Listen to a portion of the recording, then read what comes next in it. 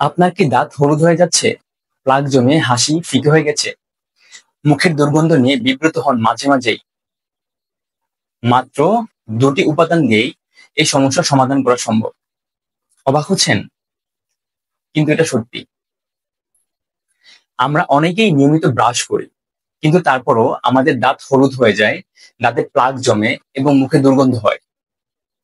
আমাদের দাঁতের চারপাশে জমে থাকা ব্যাকটেরিয়া এবং খনিজ পদার্থের কারণে এই সমস্যাটা হয়। তবে চিন্তা নেই, এই সমস্যার সমাধানও রয়েছে।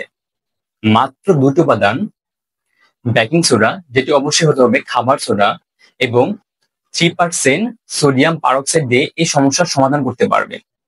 1 চা চামচ বেকিং সোডা এবং 1 চা চামচ 3% হাইড্রোজেন পারক্সাইড মিশিয়ে একটি পেস্ট তৈরি করুন এবং এই পেস্ট দিয়ে দাঁত মাজুন।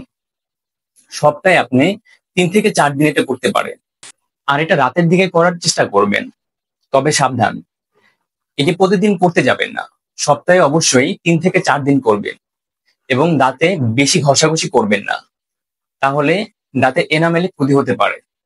আর যাদের সেন্সেশনের সমস্যা আছে, তারা এটি ব্যবহারের পূর্বে একজন ডেন্টিস্টের পরামর্শ নেবেন। আর এরকম নিত্য নতুন ভিডিও এবং আপডেট পেতে আমাদের সঙ্গে যুক্ত থাকুন।